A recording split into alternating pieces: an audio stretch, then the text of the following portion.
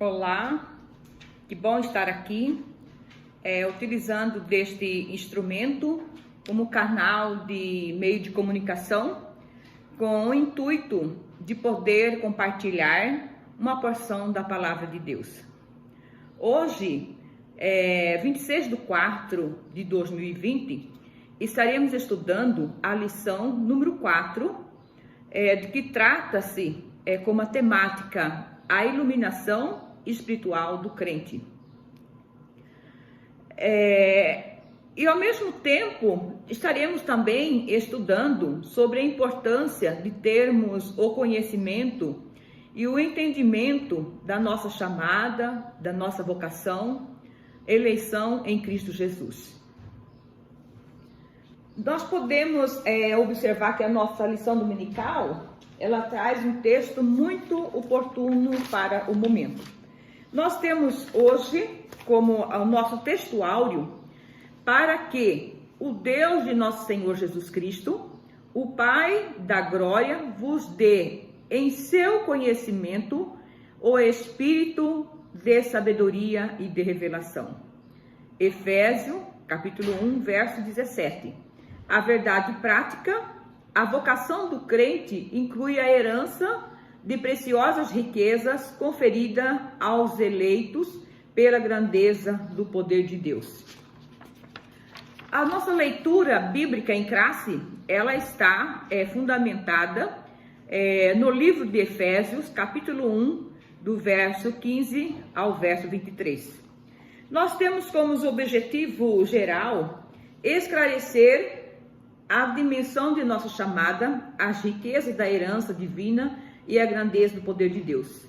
Esse é o objetivo geral, da qual trataremos da importância de conhecermos as riquezas, a herança divina e a grandeza do poder de Deus.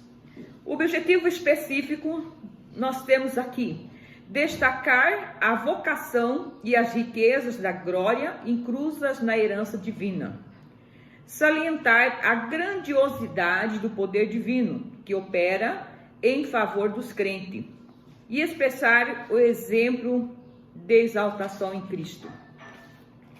Antes de entrarmos propriamente dito na nossa lição, eu acho importante trazer aqui uma ilustração, porque nós estamos estudando sobre a iluminação espiritual do crente.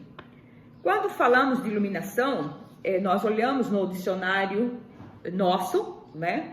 E no dicionário ele traz um conceito, uma definição sobre a iluminação, que é espalhar luz sobre, clarear, iluminar um ambiente e irradiar. São o conceito, as definições que nós encontramos no nosso dicionário.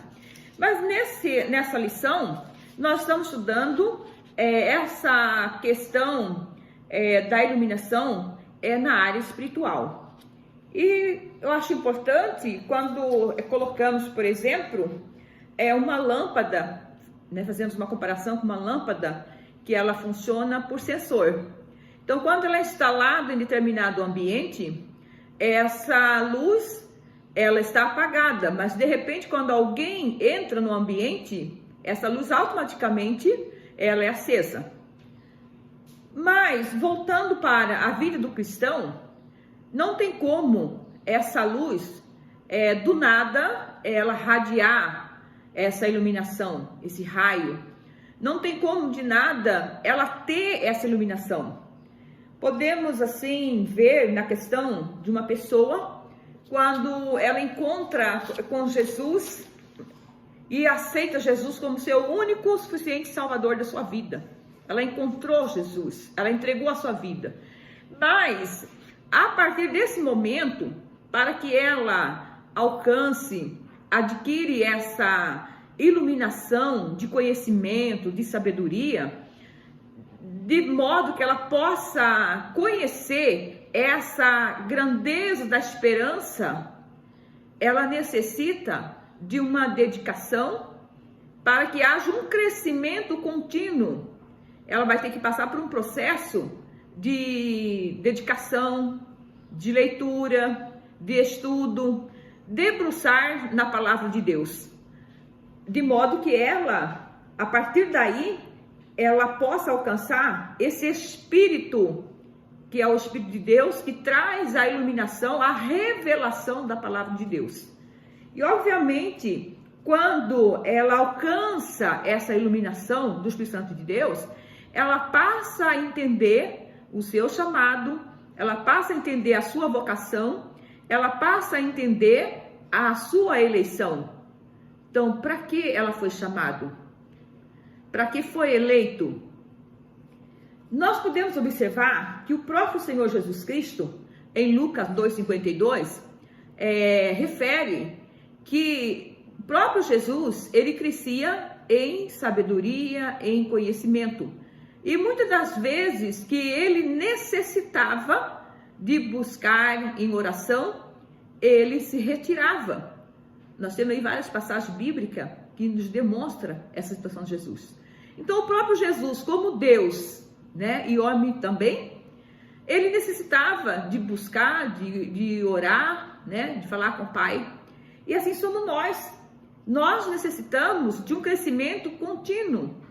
Então, hoje, quantas pessoas estão, às vezes, em uma igreja, às vezes frequentando normalmente os cultos, até inserida em algumas atividades da igreja, mas não tem essa iluminação, esse conhecimento, porque a sua chamada, porque da sua vocação e porque foi eleito por Deus. Está na igreja, mas está sem compromisso, por não conhecer essa grandiosidade de Deus, essa riqueza de Deus.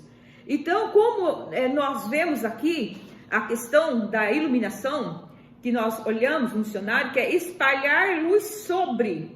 Então, esse cristão, ele precisa dessa iluminação de Deus, de modo que haja uma radiação, né, sobre as pessoas que estão envolvidas. Por exemplo, o ambiente de trabalho, o ambiente de estudo, a família, o lar, a igreja que frequenta. Então, ela precisa iluminar, trazer luz, radiar a luz sobre as demais pessoas. Então, quando a pessoa tem essa iluminação do Espírito Santo, reflete sobre muitas vidas. Podemos observar aqui a preocupação do apóstolo Paulo, que ele ensinava a igreja em Éfeso. E o próprio verso aqui do capítulo 15, veja o que diz: pelo que, ouvindo eu também a fé que entre vós há no Senhor Jesus e o vosso amor para com todos os santos. No verso 16 diz assim: não cesso de dar graças a Deus por vós, lembrando-me de vós nas minhas orações. Então aqui diz que Paulo ouvia. Então ele ouvia os testemunhos em relação à vida das pessoas que estavam frequentando a igreja, que estavam na igreja. Ele ouvia e falar que aquelas pessoas seriam pessoas de fé, de amor, de esperança, e por que não dizer amor ao próximo? Não só o amor a Deus, mas amor ao próximo, porque podemos observar que era povo que tinha o quê? Comunhão com Deus. E o interessante é ver que essa fé que o povo tinha não era uma fé superficial, era uma fé em relação à salvação, é uma fé no Evangelho de Jesus Cristo. Então eles tinham fé e tinham esperança, e isso alegrava o coração do apóstolo Paulo e fazia com que ele desse graças a Deus, ele dava ação de graça ao Senhor Jesus Cristo pela vida daqueles fiéis, daquelas pessoas que tinham um excelente testemunho. E daí eu pergunto, essa iluminação alcançando a nossa vida, trazendo conhecimento, trazendo a sabedoria, a revelação das grandezas de Deus. E eu pergunto, para que serve? Para que finalidade? Será que essa luz, ela está iluminando sobre a nossa família, sobre a vida dos nossos entes queridos, sobre a vida dos vizinhos, sobre a vida de onde nós frequentamos a igreja, dos nossos irmãos, dos nossos filhos, essa luz ela tem que se irradiar, né, ao nosso redor, aonde nós estamos. Então é uma preocupação. Alcançamos essa iluminação, mas para que objetivo? Para que finalidade? É interessante nós entendermos que não foi para estar somente conosco, mas para nós levarmos para as pessoas. Como diz o apóstolo Paulo, é impossível as pessoas conhecer Deus se não tem alguém que fale de Deus, alguém que fale do Evangelho. Para que as pessoas conheçam Deus, alguém tem que mostrar quem é Deus, tem que falar quem é Deus, tem que ensinar a palavra de Deus para que conheça. E o apóstolo Paulo tinha uma preocupação, porque quanto mais ele ensinava a respeito de Deus, as pessoas passavam a amar a Deus. E quanto mais conhecia Deus, mais amava a Deus. Então, a preocupação do apóstolo Paulo era exatamente que as pessoas tivessem maturidade, estrutura, estivessem arraigado, fundamentado na palavra. Essa era a preocupação do apóstolo Paulo. A gente acha até interessante que o apóstolo Paulo, ele preocupava com os irmãos da fé. Ele intercedia, ele orava e ele tinha um cuidado na questão, assim, Jesus Cristo daquelas pessoas, porque ele tinha a preocupação de conhecer cada um. Ele sabia o nome de cada membro da sua igreja, de cada pessoa. Ele intercedia pelas pessoas, ele orava pelas pessoas. Então isso mostra que realmente nós precisamos preocupar-nos com o nosso próximo. Às vezes descuidamos, negligenciamos em relação ao amor ao próximo. Às vezes cuidamos de nós e esquecemos de olhar quem está ao nosso lado, o que ele está passando, o que ele está precisando. Estão sentindo alguma dor, está doente, está necessitado, precisamos orar, precisamos de uma visita. O que nós podemos fazer? Então o apóstolo Paulo, ele preocupava trazer esse conhecimento para aquele povo, de modo que aquele povo pudesse ter um desenvolvimento no seu crescimento espiritual, de modo que traria uma frutificação para a igreja, para o próprio povo, para a comunidade, para a sociedade como um todo. Então, o Evangelho, ele veio para trazer novidade de vida. Então, nós podemos observar que o apóstolo Paulo, ele fez 3 pedidos. O primeiro é a questão do espírito de sabedoria, para que o povo buscasse, soubesse, né, buscar esse espírito de sabedoria. O espírito da revelação. E o terceiro, que lhes dê uma iluminação aos olhos, aos corações, ao entendimento. Então essa era a visão do apóstolo Paulo. Despertar, incentivar o povo a buscar, a conhecer a Deus a cada dia mais. E com isso, o apóstolo Paulo, ele percebia, porque era notório, era evidente aquele comportamento onde ele participava, né, na comunidade, na igreja. Ele via que realmente aqueles cristãos eram cristãos de fé, um cristão de amor, um cristão que tinha comunhão com Deus e que era sedento de Deus. E isso alegrava o coração do apóstolo Paulo. Então ele dava ações de graças a Deus, agradecia a Deus, porque ele sabia que se aquele povo estivesse realmente aprendendo a palavra de Deus, como a palavra de Deus é verdadeiramente, aquela pessoa, ela estaria garantindo a sua riqueza espiritual, estaria seguro, porque estava no caminho, estava em Cristo Jesus. Portanto, quanto mais aquele povo buscava conhecer a Deus, mais eles iam amar a Deus.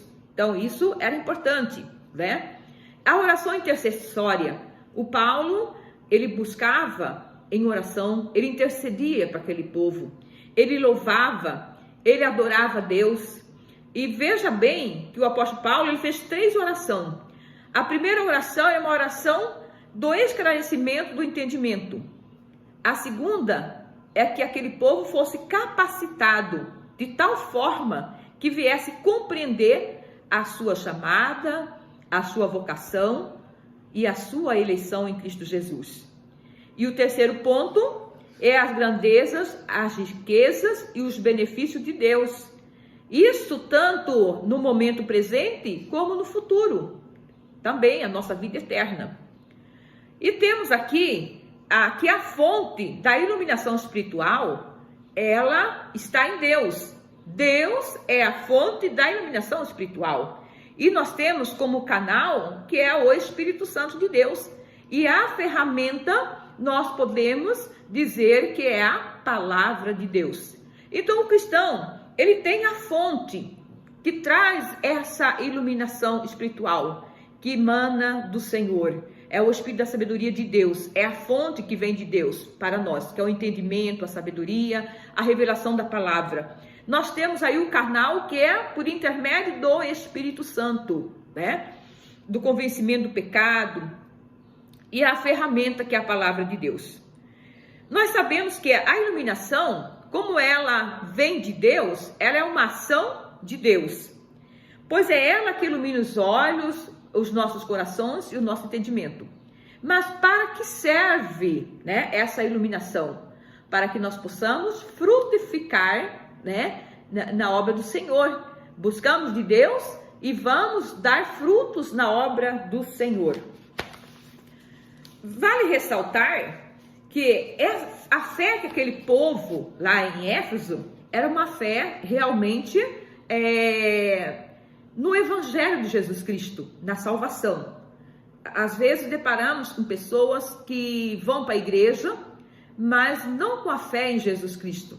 Elas vão porque ouviu que alguém disse que se for lá num culto, o Senhor vai dar um carro, o Senhor vai dar um emprego, o Senhor vai dar um casamento, uma cura, enfim, ela vai para alguma coisa. Mas não nasceu nela aquela fé em Jesus Cristo. Não, eu quero Cristo porque eu acredito na obra redentora da cruz do Calvário. Eu acredito que Jesus Cristo, ele morreu na cruz, né, ressuscitou para me dar uma vida nova, uma vida em Cristo Jesus. E me dá a herança, que é a morada nas mansões celestiais. Então é essa fé que o povo tinha, né, uma fé firme, uma fé realmente maravilhosa. E o apóstolo Paulo, ele preocupava em trazer esse conhecimento para esse povo, um povo de fé, povo de esperança, povo de amor, mas não era um conhecimento unicamente, exclusivamente intelectual, cognitivo, mas era um conhecimento espiritual. É um conhecimento que trazia em si uma transformação, uma mudança, um alicerce, né? Vida nova. Então essa era a preocupação de Paulo. Não é trazer palavras bonitas, palavras cultas, palavras científicas, não. Mas era o Evangelho de Jesus Cristo, né? Ele tinha essa preocupação, porque, como diz lá em 1 Coríntios 2, né?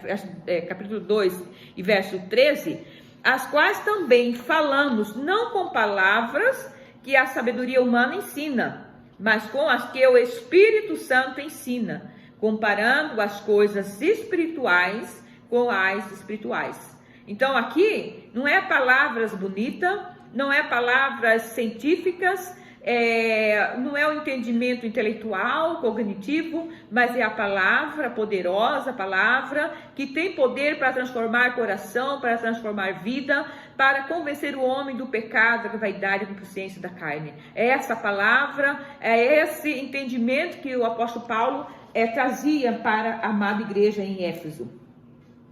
E podemos observar no verso 13, que nós acabamos de ler, né, que nos mostra essa situação. E Paulo também, ele adorava Deus, ele louvava, exaltava a Deus, porque aqui nos mostra, no capítulo 1, verso 20 e 23, nos mostra, veja bem, no verso 23, que é o seu corpo a plenitude daquele que cumpre tudo em todos, né? Então, a gente observa como que Deus, cuidava do seu povo, né? Como que o apóstolo Paulo via o grande amor de Deus sobre aquele povo. Então, por essa razão, Paulo exortava, louvava e adorava a Deus pela vida dos fiéis, né? Porque sabia que aquele povo amava Deus de verdade. A esperança da vocação. Conhecer e entender a sua vocação, o seu chamado. Nós fomos chamados, nós estamos em uma igreja, frequentando os cultos, mas aí eu pergunto, por quê? Para que nós fomos chamados? Né? Qual a vocação? Fomos eleitos para quê? Mas nós fomos eleitos para servir a Deus, para trabalhar na obra do Senhor, em prol do reino de Deus. E viver em santificação, em santidade, em verdade, fidelidade, honestidade na obra do Mestre. É para isso que nós fomos chamados. Podemos ver em Efésios 1:5 que fala sobre que Deus nos predestinou, né, para filhos de adoção. Olha que lindo, né? Deus nos salvou, perdoou os nossos pecados e nos adotou como filho. Isso é o presente de Deus para conosco.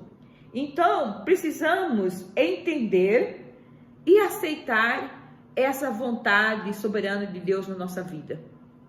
Porque quando há o conhecimento, o entendimento da esperança da vocação, nós entendemos que nós precisamos fazer unicamente a vontade soberana de Deus e obedecer essa vontade, independente de entendermos ou querermos aceitar, mas precisamos glorificar Deus.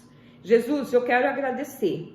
Muito obrigado, Jesus, pelas lutas, pelas turbulências, pelas adversidades, pelas circunstâncias, pelas dificuldades.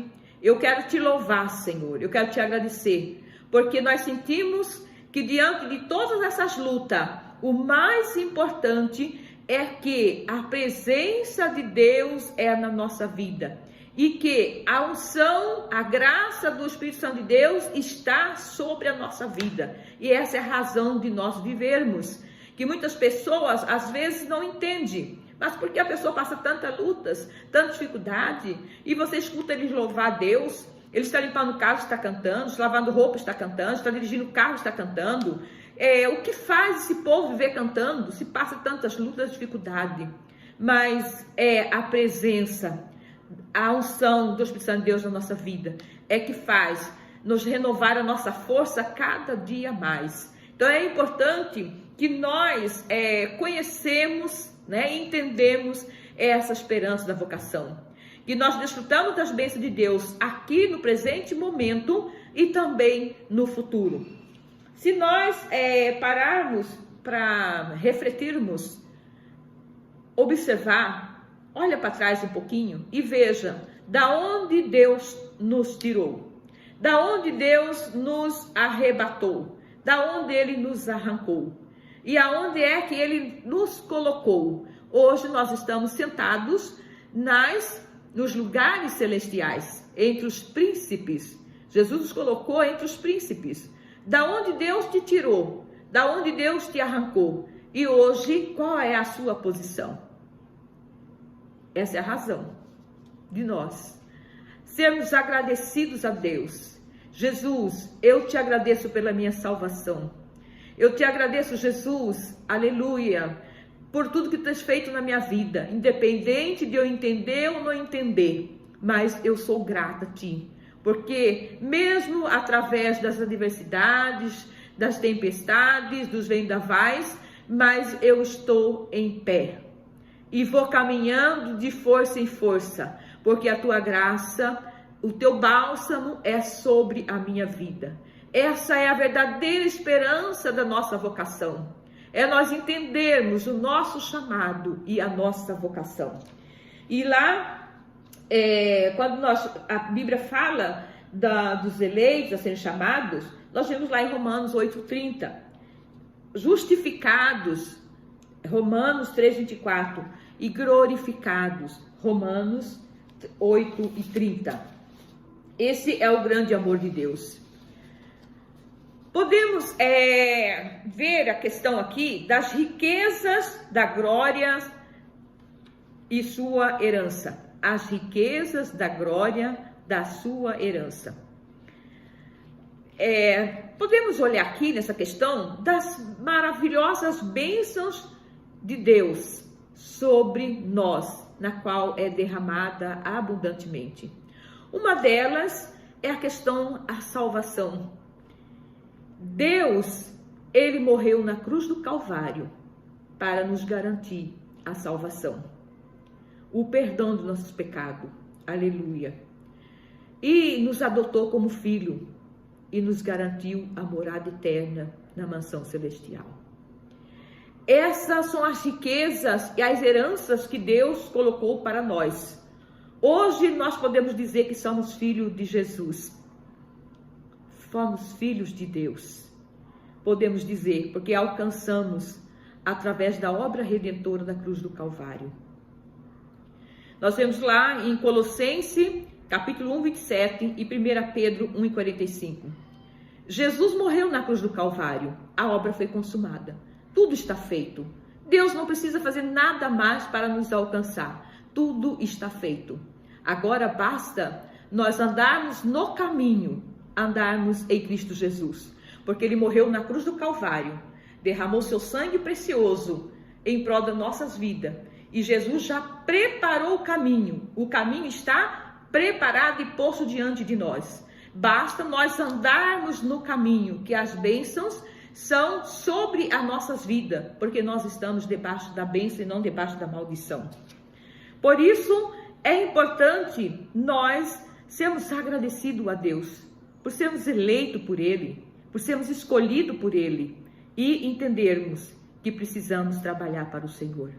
Precisamos debruçarmos mais nos estudos da palavra de Deus. Aleluia.